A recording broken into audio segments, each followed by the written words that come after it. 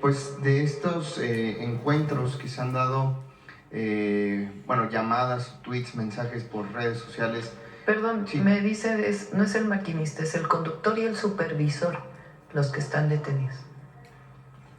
El presidente Trump ha tenido algunas diferencias con el primer ministro canadiense y pues con usted pareciera que es con la que lleva la mejor relación. Si en un futuro, aunque esta no es la intención por parte del gobierno mexicano, ya lo ha dicho usted, si en algún momento no encontraran un acuerdo entre los tres países, ¿usted no estaría abierta a la posibilidad de negociar individualmente con Canadá? Vamos a esperar. Ahora, con Canadá vino el ministro Carney, hay una relación, es decir, el tratado no solamente es que los productos de Canadá llegan a México o los de México a Canadá a través de Estados Unidos, también están los puertos, obviamente. Y hay una relación comercial con Canadá, independientemente de la relación comercial con los Estados Unidos. Entonces, esa se mantiene. Y vamos a esperar, no nos adelantemos. Yo creo que es muy importante que hayan hablado ayer de la revisión del tratado, es de las primeras veces. El secretario Lutnick también habló de eso hace unas semanas, incluso puso fecha en Estados Unidos, diciendo que en el segundo semestre de este año se estará revisando. También habló de que México tiene uno de los mejores acuerdos de todo el mundo. Entonces ya se habla de este tema, lo cual pues es importante. Ok, presidente, ya casi por último, preguntarle, pasando ya a otro tema. El día de ayer, los dirigentes de Morena, PT y el Partido Verde hacen este encuentro para reafirmar esta unión de cara a los próximos periodos electorales. Su opinión al respecto, digo, esto se da luego de que evidentemente en días pasados, semanas pasadas, se le había criticado tanto y cuestionado tanto a esta alianza, ¿no? Bueno, más bien, doy mi opinión personal, ¿no? Porque más allá de... Ellos toman sus propias decisiones. La presidenta de Morena, la presidenta del Partido Verde, mujer también, y el presidente del PT, ellos toman sus propias decisiones a partir de la elección que va a ocurrir en México en el 2027. Pero más bien se había dicho que por motivo de la reforma electoral que vamos a presentar, pues había una división interna. Entonces supongo que relacionado con eso, pues salieron a decir, a ver, no, pues esa no está en duda.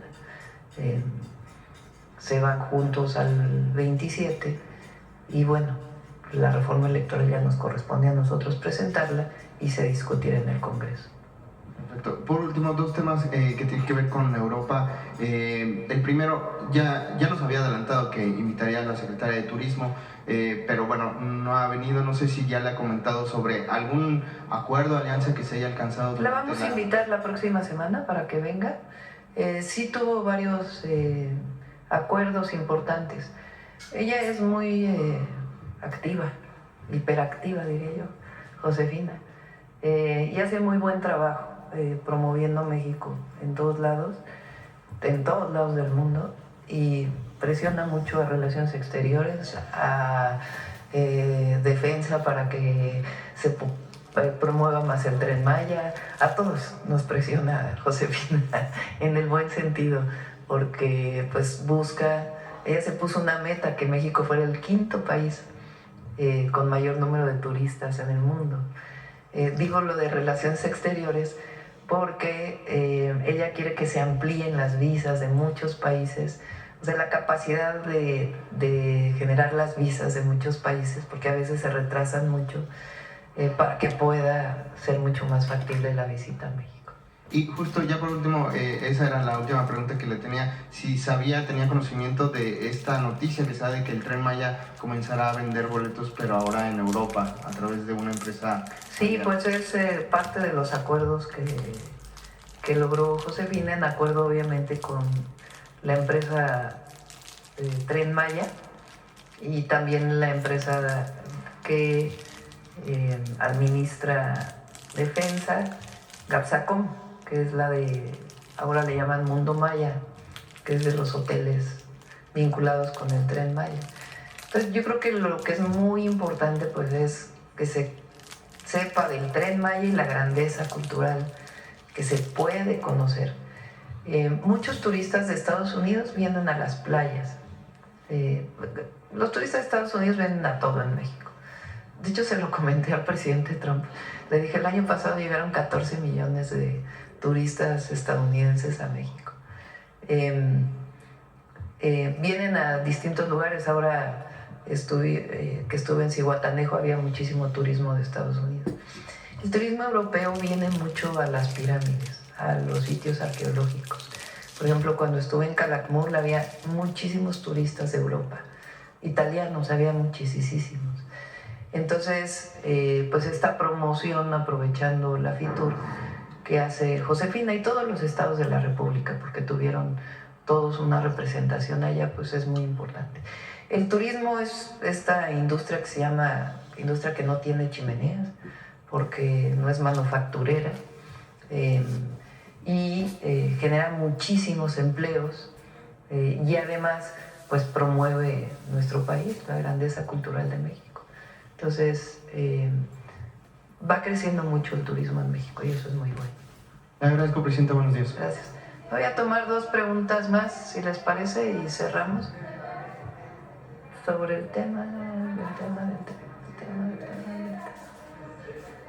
A ver, Hans, y luego la compañera y cerramos. Buenos días, presidenta. Hans Salazar, de Noticiero en Redes. El día de ayer se difundió un video, presidenta, sobre el expresidente Felipe Calderón, donde le gritan en una institución educativa en París, Francia, asesino, lárgate. Los propios estudiantes que están ahí en esta institución parisina, preguntarle su opinión, porque bueno, los estudiantes dicen que él no tiene ninguna calidad moral para plantarse ahí a dar una ponencia. Pues sin comentario, ¿no? Solito se explica lo que ocurrió. El periodo de Calderón dejó muchas víctimas.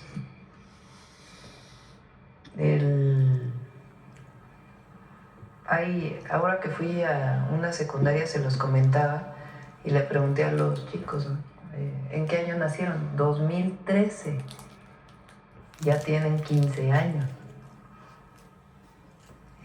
O sea, nacieron un año después de que acabó el periodo de Calderón. Entonces, ¿por qué es importante seguir hablando de esto?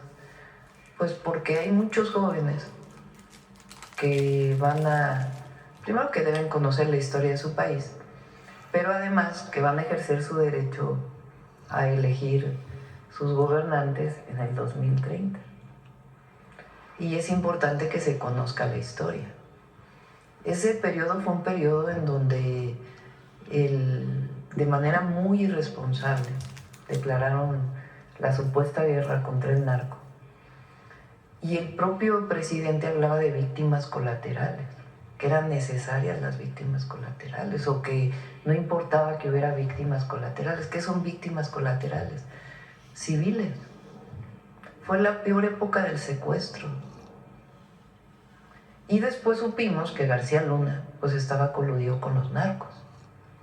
Entonces hay que recordarlo y recordarlo y recordarlo, lo que fue aquel periodo de mucho, de un incremento excesivo por una decisión irresponsable y además por poner a una persona a cargo de esa guerra que resultó que estaba coludido. Y además que después siguió con mucha corrupción y que hoy está preso en los Estados Unidos, García Luna. Entonces, jóvenes allá, pues, increpan a Calderón. No le digo presidente Calderón, porque él llegó con un fraude electoral. Él fue presidente espurio.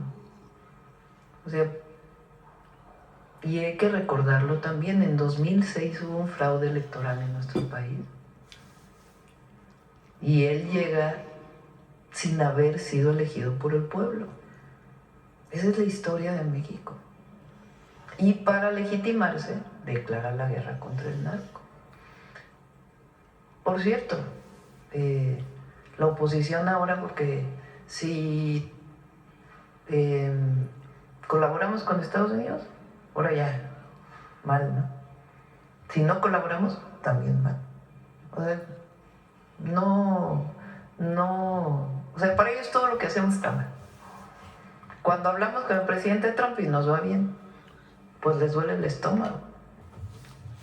Porque ellos lo que quisieran es que tuviéramos una mala relación con Estados Unidos. De hecho, eso van a buscar, que haya una mala relación, hablar mal del gobierno de México. Entonces, en fin, más allá de lo que ocurrió ayer, pues hay que recordar lo que pasó en México.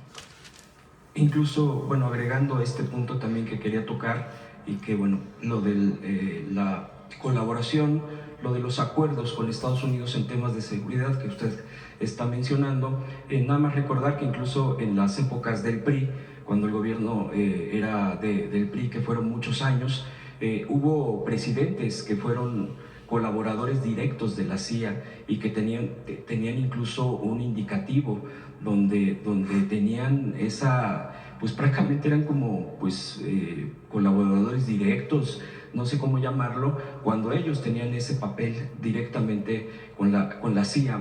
Preguntarle también, Presidenta, a propósito de la reforma electoral, bueno, que está en puerta, que se está revisando los foros, todo lo que se ha estado haciendo, es curioso, y yo quisiera también plantearle, el presidente del PAN, el señor Jorge Romero, que pues ha encabezado cárteles inmobiliarios, resulta que, bueno, lanza una propuesta, reto, no se le entiende muy bien en un discurso, donde dice, bueno, incluso propone que partido que reciba dinero del narcotráfico pierda su registro. Es irónico porque precisamente el PAN fue quien tuvo con García Luna un secretario que estaba trabajando con el narco. Automáticamente, bueno, si se hacen investigaciones, si hay dinero, e incluso García Luna recibió dinero del propio PAN, es decir, hay un contubernio ahí, automáticamente mucha gente en las redes sociales dice, pues se está dando un pie, porque al final de cuentas el PAN llevó a través de este personaje que está detenido en Estados Unidos en temas del narcotráfico. ¿Qué opinión tiene al respecto? Bueno, primero obviamente no debe haber ningún financiamiento que venga de la delincuencia organizada, ningún partido político, ¿no? Para dejarlo claro eso primero. Claro. Segundo, pues es muy hipócrita. Hay mucha hipocresía en la derecha. ¿Cómo decía Monsiváis, José Alfonso? La doctrina de la derecha es la hipocresía. La doctrina de la derecha es la hipocresía. Y es así, como bien dices, es que ellos no hablan de García Luna. No hablan de García Luna. ¿Por qué no hablan de García Luna? No les conviene. ¿Por qué no hablan del periodo de Calderón? Menos. Eso es lo que deberían de estar haciendo, hablar del periodo de García Luna. Y otros conductores también de televisión, de redes, también deberían de estar hablando de su contubernio en su momento. Porque hablaban maravillas. Y ahora, ¿cómo es? Esta boca no es mía, ¿cómo es el...? Es al revés, ¿verdad? Así debería ser en su caso. Esta boca es mía. Sí. Esa boca no es mía, deberían decir, ¿verdad? Sí. Y por último, Presidenta, preguntarle a propósito de esta investigación, estos resultados que está dando la Fiscalía General de la República en torno a esta situación del tren y que se está atendiendo, usted aquí incluso lo acaba de responder, respecto a la justicia para las víctimas que lamentablemente sufrieron en este descarrilamiento, tanto heridos como víctimas mortales. El resultado, pues incluso la propia titular de la Fiscalía General de la República, Cristina Godoy, dio un mensaje, se han dado resultados concretos, hay detenciones como también se ha mencionado, pero también hay comentócratas que están están cuestionando directamente.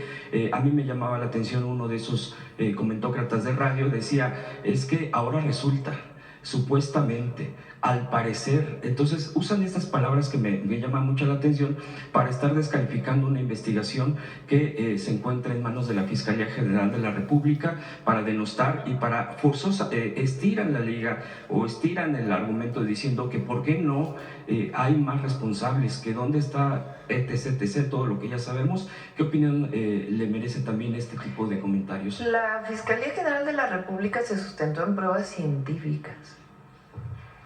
O sea, este primer dictamen que hace la Fiscalía, porque hay que escuchar la declaración de Ernestina Godoy, de la fiscal, se basa en pruebas, no es una especulación.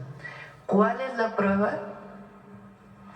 La información que viene en la llamada caja negra. Esa caja dice que iba a exceso de velocidad. Y la revisión que hacen de las vías y todo, que todavía siguen, tiene que venir un segundo dictamen ya, pues, que cierre el caso. Pero hacen una revisión intensiva y lo que muestra es que iba a exceso de velocidad. Y incluso presenta un video en donde hacen una simulación basada en esas pruebas con el peralte de la curva, con el radio de giro de la curva, qué pasa si va a cierta velocidad y qué pasa si va a una velocidad mayor. Y se simula exactamente, simular en el sentido matemático, no simular en el sentido jurídico, sino hay una simulación matemática, física, así se llama cuando se hace este proceso de poner en un video lo que ocurrió, basada en esas evidencias científicas, cómo fue que al tomar el radio de la curva con exceso de velocidad ocurre justamente el accidente que lamentablemente ocurrió. Pero se empeña en denostar esa investigación. Bueno, pero ellos siempre, es como les digo, si tenemos buena relación con Estados Unidos, que la presidenta, ¿por qué tiene buena relación con el presidente Trump? Que si no tuviéramos buena relación, que la presidenta, ¿por qué no tiene buena relación? Está poniendo en riesgo la relación México-Estados Unidos. Nada más véanlo, porque además pues van en, como decía el presidente López Obrador, en nado sincronizado, ¿no? Porque publica uno y igualitos. Yo creo que el 99% dicen lo mismo. O se lee uno y luego dicen lo mismo, o tienen un chat y se comentan, no sé cuál sea su mecanismo, pero lo cierto es que todos dicen lo mismo. Entonces, si hubiera dicho otra cosa la fiscal general, hubieran dicho lo mismo. Entonces, lo importante para el pueblo, lo importante para la gente, es que escuchen bien lo que dice la fiscal, y ahí dice claramente que el dictamen de exceso de velocidad viene de una prueba científica que es la caja negra, que reporta cómo se movió el tren. Incluso dice en su video que en las paradas, en las estaciones, la caja negra muestra cómo la velocidad se va a cero. Y esa es una prueba para decir si estaba funcionando la caja negra. Entonces, cada vez que llegó a una estación se iba a cero. Lo dice la fiscal. Eso es una prueba de que en efecto la caja negra estaba funcionando. Si no hubiera habido llegada a cero de la gráfica, pues quiere decir que no funcionaba la caja negra. Entonces demuestran que la caja sí funciona, y muestran también, por cierto, que también en otros lugares también había exceso de velocidad. Lo dice ella claramente en su video, hay que escucharlo muy claramente como lo menciona. Y no puedo dejar de preguntarle al último, mañana es viernes y esta semana dijo usted que se vería el acuerdo concreto para que pague impuestos quien no quiere pagar impuestos. Sí. Entonces, no sé, preguntarle si ya vamos se tiene a esperar algo. hoy y mañana. ¿Mañana informaría, Presidenta? Sí. Bueno, yo creo que vamos a esperar, ¿no? Hoy y mañana. Vamos a esperar. Gracias, presidenta. Todavía falta... ¿Qué horas son?